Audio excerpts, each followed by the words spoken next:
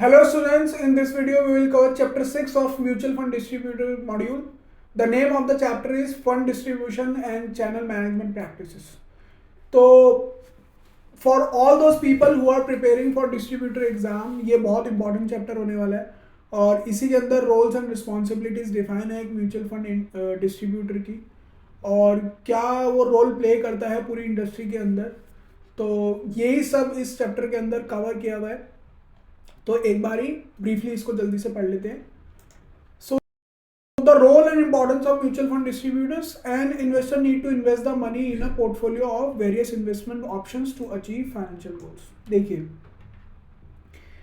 बहुत सारे लोग ऐसे हैं क्योंकि इंडिया के अंदर फाइनेंशियल पेनिट्रेशन जो अभी है वो बहुत लो लेवल पे है और लोगों को म्यूचुअल फंड इंडस्ट्री के बारे में नहीं पता है. और रादर देन अगर आप टीयर 2 सिटीज़ के बाहर जाते हैं, मतलब टीयर 3, टीयर 4 और टीयर 5 या फिर गांव और कस्बों में आप जाओगे तो वहाँ पे लोगों को म्यूचुअल फंड क्या, शेयर मार्केट के बारे में नहीं पता. तो जो म्यूचुअल फंड डिस्ट्रीब्यूटर्स हैं वो एक बहुत बड़ा इंपॉर्टेंट रोल प्ले करते हैं. रादर एक बहुत बड़ा ब्रिज है amongst the investor, between the investors and mutual fund industry. या फिर ये कह लीजिए कि प्रोफेशनल शेयर मार्केट या प्रोफेशनल इक्विटीज़ मार्केट जो है उसके बीच में एक बहुत बड़ा इंपॉर्टेंट रोल प्ले कर सकते हैं और लोगों को ये समझा सकते हैं कि म्यूचुअल फंड इंडस्ट्री में के क्या फ़ायदे हैं, क्या बेनिफिट्स हैं, क्या एडवांटेजेस हैं. और एक चैनल बन सकते हैं जो इन लोगों से, जो फाइनेंशियली इलिटरेट पीपल हैं, उन लोगों का मनी जो है चैनलाइज कर सकते हैं towards the mutual fund industry. तो this distributorship comes with lots of lucrative rewards. क्यों? क्योंकि अभी बहुत कम लोग ऐसे हैं जो म्यूचुअल फंड में इन्वेस्ट करते हैं अभी भी. और as per the government figure अभी इंडिया के अंदर जो फोलियोज़ हैं, जो म्यूचुअल फंड फोलियोज़ हैं, वो भी 1 करोड़ भी नहीं है. 1 करोड़ से भी कम इंडिया के अंदर फोलियोज़ हैं. आप think about the situation, we are having the population of 150 crore और उसमें से केवल 1-2 करोड़ लोग ही हैं जो म्यूचुअल फंड में पैसा लगाते हैं. तो आप मान के चलिए यहाँ पे ग्रोथ प्रॉस्पेक्ट्स क्या हो सकते हैं और एक डिस्ट्रीब्यूटर क्या क्या यहाँ पे इवन लोगों के लिए नहीं, उसके खुद के लिए भी बहुत यहाँ पे चार्मिंग सिचुएशन है पूरी और हाई ग्रोथ ओरिएंटेड इंडस्ट्री ये अभी भी है. तो लेकिन उसको अपनी रोल्स एंड रिस्पॉन्सिबिलिटीज़ को समझना पड़ेगा और कैसे वो एक इन्वेस्टर को किस तरीके से म्यूचुअल फंड में इन्वेस्ट करने के लिए किस तरीके से सहमत करता है, कैसे उसको प्रोपोगेट करता है, ये बहुत बड़ा इंपॉर्टेंट फैक्टर है. तो यहाँ पे लोगों को फाइनेंशियल गोल्स को अचीव करने के लिए एक एडवाइज़र की ज़रूरत होती है, एक सपोर्ट की ज़रूरत होती है. तो म्यूचुअल फंड डिस्ट्रीब्यूटर जो है वो एडवाइज़र और वो एक सपोर्ट सिस्टम बन सकता है इंडिविजुअल्स के लिए जो उनको हेल्प आउट करे in realising their financial dreams. The process of building a portfolio could be achieve with the help of a selection of a basket of mutual fund schemes. आप different mutual fund schemes उनको recommend कर सकते हैं, उनको बता सकते हैं कि ये स्कीम्स इस पर्टिकुलर टाइम फ्रेम के लिए अच्छी है. जैसे आप एक स्कीम गोल्ड की बता सकते हैं क्योंकि gold is a hedging tool, gold is a hedging against the inflation. तो गोल्ड में भी उनका पैसा इन्वेस्ट किया और रीट्स आ रही है, रियल एस्टेट इन्वेस्टमेंट ट्रस्ट है, वहाँ पे इन्वेस्ट करवाइए. और इक्विटी ओरिएंटेड म्यूचुअल फंड्स में भी आप इस तरीके से पूरा एक पोर्टफोलियो, डाइवर्सिफाइबल पोर्टफोलियो उनका आप बिल्ड भी करा सकते हैं. रादर मतलब all in all you can work as an expert and an expert who can advise individuals in realizing their financial dreams, realizing their financial goals. ठीक है. The mutual fund distributor's job is to assess the needs, limitation, resources and the financial goals of the investor. उसके लिए आप उनकी risk appetite और risk profiling जरूर कर लीजिए. ये एक बहुत important parameters होता है for investing individual. This analysis would help the mutual fund distributor arrive at a suitable asset allocation plan for the investor. Armed with this, the distributor then goes on to identify the mutual fund schemes and which are appropriate for the investor in the given situation. ठीक है. तो जिस भी situation के according और जो भी investment objective और जो भी उनके फाइनेंशियल ऑब्जेक्टिव हैं उनको रियलाइज करने के लिए और आपकी नॉलेज के अकॉर्डिंग जो भी चीज़ें सूट करती हैं उनको, उसके हिसाब से you can always recommend the desired mutual fund schemes. So different kind of mutual fund distributors किस तरीके के होते हैं. Mutual funds are distributed in India to the investor through the multiple channel. या तो इंडिविजुअल म्यूचुअल फंड डिस्ट्रीब्यूटर्स भी हो सकते हैं, जैसे कि आप और मैं एक NISM सीरीज़ 5A का एग्ज़ाम क्लियर कर ले अगर, जो कि म्यूचुअल फंड डिस्ट्रीब्यूटरशिप एग्ज़ाम है।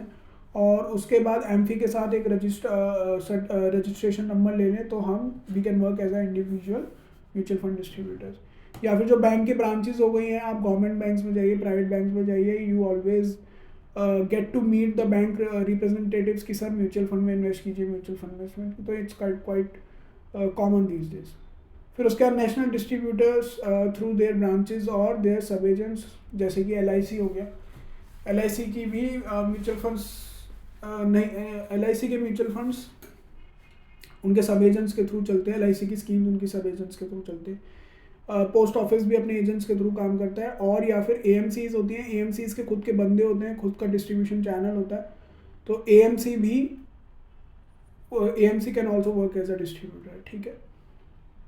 उसका मोड्स ऑफ डिस्ट्रीब्यूशन की कैसे काम होगा, कैसे सारा, तो वो आज की तारीख में सब कुछ कैसे होता है, इंटरनेट बेस्ड होता है, तो ऑनलाइन बेस्ड ही काम होता है आज की तारीख में। और स्पेशलाइज प्लेटफॉर्म भी आ रहे हैं, जैसे कुछ प्लेटफॉर्म आपने सुने हो, पेटीएम के थ्रू आ रहा है, और ग्रो आ रहा है, और बहुत सारे म्यूचुअल फंड ओरिएंटेड भी आ रहे हैं, बहुत सारे ऑनलाइन प्लेटफॉर्म। तो ये भी क्वाइट कॉमन दीज डेज। तो e-commerce platforms and online distributors operate entirely through the digital mode. अब पूरी इंडिया के अंदर ये फैले हुए हैं और पूरी इंडिया के अंदर इनका पैन इंडिया प्रेजेंस है, पूरा एक्सेस है, सब कुछ है। तो ऑनलाइन चैनल पार्टनर्स, एक तो ये है, आप ऑनलाइन चैनल पार्टनर बना लीजिए, जैसे कि मैंने आपको बताया था, पेटीएम है या फिर कोई और है। फिर स्टॉक एक्सचेंज प्लेटफॉर्म्स है, जो ये बेसिकली किसके लिए हो गया, ETFs के लिए हो गया। फिर म्यूचुअल फंड यूटिलिटीज़ है, म्यूचुअल फंड यूटिलिटीज़ पे अकाउंट बनाइए। और ये भी एक कंपनी है, कैम्स, वही म्यूचुअल फंड यूटिलिटीज़ प्रोवाइड करती है। This company is also listed. तो म्यूचुअल फंड यूटिलिटीज़ पे अकाउंट बनाइए और आपको एक फोलियो नंबर मिलेगा। फिर उस फोलियो के थ्रू आप कहीं भी जाके किसी म्यूचुअल फंड हाउस पे आप इन्वेस्ट कर सकते हैं। फिर computer based and mobile based apps ये भी होने लग गया आजकल। जो मान के चलिए कोई ठीक ठाक सा डिस्ट्रीब्यूटर है तो वो अपनी ऐप भी ऑफर कर रहा है आजकल, और computer based and mobile based apps है। और फिर उसके बाद डायरेक्ट सेलिंग भी होती है, डायरेक्ट सेलिंग ऑफ स्कीम्स, जिनको डायरेक्ट स्कीम्स भी बोलते हैं, जो AMC डायरेक्ट बेचती हैं थ्रू ऑनलाइन वो, ऐसा भी है। उसका न्यू एज इन्वेस्टमेंट प्लेटफॉर्म मैंने आपको ऑलरेडी बताया इसको, ये दीज आर क्वाइट कॉमन और उनके एडवर्टीजमेंट भी आते हैं। तो क्या क्या चाहिए prerequisites to become a distributor of a mutual fund, मतलब आप कैसे बनेंगे फाइनली। तो सबसे पहले आप NISMexams.in से पढ़ाई करेंगे बहुत सारी, और उसके बाद वीडियो लेक्चर्स भी देखेंगे ढंग से। फिर उसके बाद एग्ज़ाम में जाएंगे और एग्ज़ाम को क्लियर करेंगे। फिर उसके बाद और अदर रिक्वायरमेंट्स क्या है, कौन कौन से डॉक्यूमेंट्स चाहिए उनको, उसको जानने के बाद आप एमफी के पास जाएंगे, एमफी पे सबमिट करेंगे सब कुछ, और AMFI will allot your registration number. और फिर उसके बाद आप AMCs के साथ एम्पैनल हो सकते हैं एज अ डिस्ट्रीब्यूटर, ठीक है। तो उसके बाद रेवेन्यू जनरेशन मॉडल्स क्या रहता है, कमाई कैसे होगी, और क्या प्रोस्पेक्टिव है म्यूचुअल फंड डिस्ट्रीब्यूटर के लिए। तो एक तो होता है ट्रेल कमीशन। तो ट्रेल माने मतलब अगर म्यूचुअल फंड को SIPs के थ्रू पैसा आता है, अगर रेगुलर इनफ्लोज हो रहे हैं म्यूचुअल फंड को, मान के चलिए हर महीने इन्वेस्टर जो है पैसे डालता है, कुछ 5,000 10,000, तो उसका जो कमीशन है वो आपको हर महीने के हिसाब से पूरी ज़िंदगी मिलता रहेगा, अनटिल अनलेस वो जो इन्वेस्टर है वो जब तक इन्वेस्टमेंट साइकिल में ब्रेक नहीं लेकर आता तब तक आपको पैसा आता रहेगा, ठीक है। तो trail commission is calculated as a percentage of the net assets attributable to the unit sold by the distributor. The commission payable is calculated on the daily balances and paid out periodically to the distributor as per the agreement.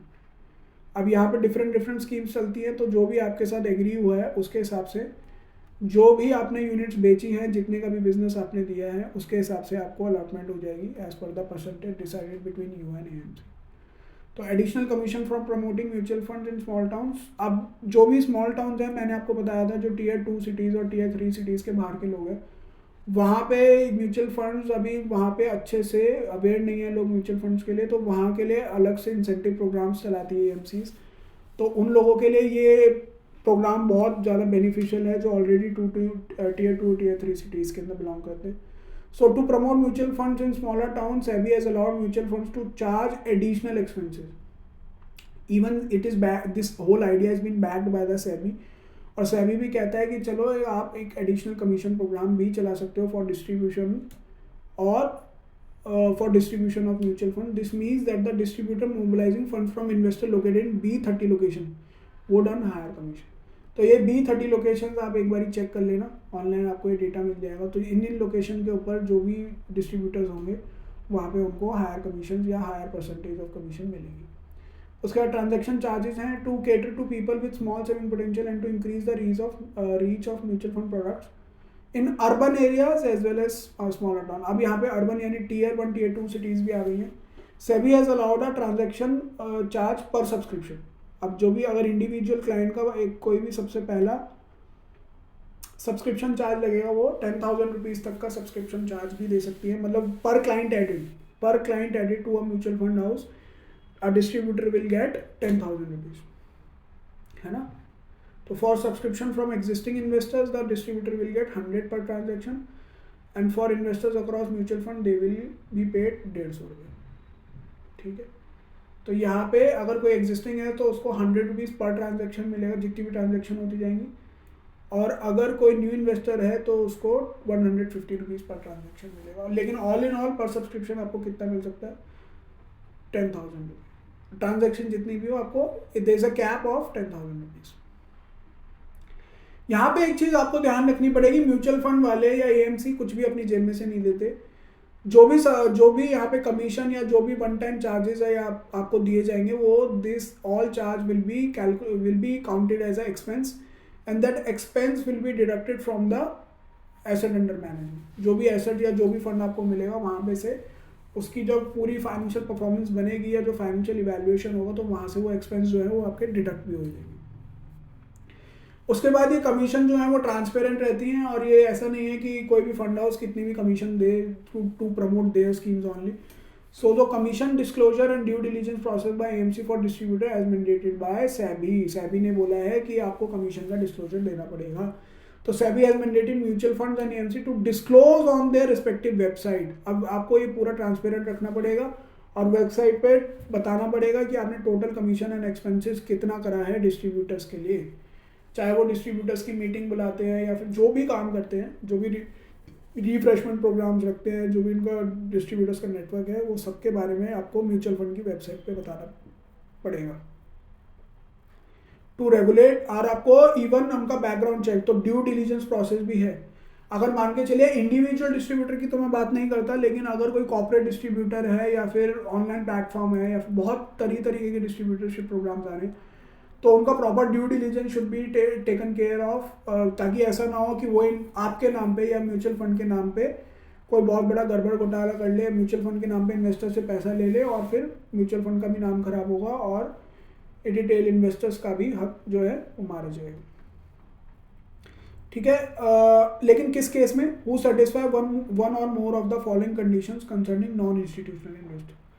मतलब यहाँ पे retail और HNI categories में अगर आपको institutional का तो करना ही करना है, लेकिन अगर रिटेल और हाई नेटवर्थ इंडिविजुअल का कोई कैटेगरी का बंदा है तो उसमें किस किस का बैकग्राउंड चेक या किस किस का ड्यू डिलीजेंस करना है कि अगर उनके मल्टीपल पॉइंट्स ऑफ प्रेजेंस है, यानी 20 लोकेशन पे उनकी प्रेजेंस है, उनके थ्रू 100 करोड़ रुपीज़ का एसेट आया है और द कमीशन उन्होंने 1 करोड़ रुपए की कमीशन उन्होंने कमाई है, और अगर एक म्यूचुअल फंड से, ये सारे म्यूचुअल फंड से इंडस्ट्री की बात हो रही है, अगर एक फंड हाउस से उन्होंने 50 लाख रुपीज़ का अगर फंड रन किया है तो भी उसमें से ये चारों पांचों कैटेगरी में से अगर एक भी कैटेगरी फुलफिल होती है, एक भी थ्रेशोल्ड वहाँ पे ब्रीच होता है, तो यहाँ पे उनको सारे म्यूचुअल फंड वाले हाउसेस को यहाँ पे उनका ड्यू डिलीजेंस करना पड़ेगा। फिर उसके बाद mutual fund and AMC shall also submit the above data to AMFI, association of mutual funds of India. एमफी की फुल फॉर्म क्या है, association of mutual funds of India. वहाँ पे डिस्क्लोज करना पड़ेगा और वहाँ पे AMFI जो है अपनी वेबसाइट पे ये फिर डेटा दोबारा से इन्वेस्टर्स के लिए डिस्क्लोज कर देगी, ठीक। फिर एक प्रोग्राम है चेंज ऑफ डिस्ट्रीब्यूटर। अगर इन्वेस्टर को किसी डिस्ट्रीब्यूटर की सर्विसेज पसंद नहीं आ रही है तो क्या उसके लिए मैकेनिज्म क्या है, how can they change the distributor, तो इसके बारे में भी बताया। The mutual fund industry allows the investor to change their distributor without specifying any reason. Again investors को यहाँ पे अपर हैंड है, बिना बताए वो अपना डिस्ट्रीब्यूटर चेंज कर सकते हैं अगर उनको लगता है कि इसकी सर्विसेज ठीक नहीं है या फिर किसी भी रीज़न से कोई भी अगर स्कीम की परफॉर्मेंस पसंद नहीं आती या फिर डिस्ट्रीब्यूटर का ही कोई भी एडवाइस है उसको नहीं पसंद आती, तो they can change the distributor To remove any possibility of any wrongdoing, inducing or forcing the investor to request a change of distributor code in the folio, the industry has taken a decision. कभी कभी क्या होता है, बहुत सारे distributor ऐसा करते हैं अपने बेनिफिट के लिए कि अपने इन्वेस्टर को बोलते हैं कि आप डिस्ट्रीब्यूटर कोड में उनका नंबर डाल दो, उनका फोलियो नंबर डाल दो ताकि कमीशन उनको मिल जाए, ठीक है। तो ऐसी रॉन्ग डूइंग को रोकने के लिए यहाँ पे चेंज ऑफ डिस्ट्रीब्यूटर का प्रोग्राम लेकर आए हैं। So in case of change of distributor code in a folio, no commission would be payable to any distributor, neither the old one और द न्यू वन। तो मान के चलिए अगर चेंज में करके उन्होंने नए डिस्ट्रीब्यूटर का नाम लिख दिया तो उस स्कीम के लिए ना तो नए डिस्ट्रीब्यूटर को पैसे मिलेंगे और जिसका नाम हटाया उसको भी पैसे नहीं मिलेंगे। Investor can choose to change the distributor और गो डायरेक्टली, या तो आप डायरेक्ट एएमसी से ले सकते हो, उस केस में आपको कमीशन नहीं देनी पड़ेगी, या फिर आप डिस्ट्रीब्यूटर को डायरेक्ट चेंज कर सकते हो। This needs to be done through a return request by the investor. In such cases, AMC will need to comply without insisting on any kind of no objection certificate from the existing distributor. तो existing distributor का यहाँ पे कुछ बोलना नहीं है, कुछ कहना नहीं है, उनके पास कोई अपॉर्चुनिटी नहीं है कहने सुनने की। एक उन्होंने अगर कोई भी रिटर्न रिक्वेस्ट भेजी तो एएमसी को कंप्लाई करना पड़ेगा और वहाँ से डिस्ट्रीब्यूटर को हटाना पड़ेगा। In such a case the commission would not be payable to either of the distributor, the old और न्यू। तो इस केस में उनकी जितनी भी कमीशन है वो मारी जाएगी, पुराने वाले डिस्ट्रीब्यूटर की भी और नए डिस्ट्रीब्यूटर की। हाँ, हालांकि अगर डिस्ट्रीब्यूटर ने पहले कुछ अर्न किया हुआ है तो that old commission will be retained by the old distributor, उसके लिए कोई क्लॉज नहीं है, लेकिन जो न्यू कमीशन उनकी बननी थी वो वहाँ पे रुक जाएगी, ठीक है। तो ये जो चैप्टर 6 जो था वो डिस्ट्रीब्यूटर्स के लिए था, स्पेशली आप लोगों के लिए था, those people who are preparing for distributorship exam. That's it for today's class. We'll discuss the new topic in next video.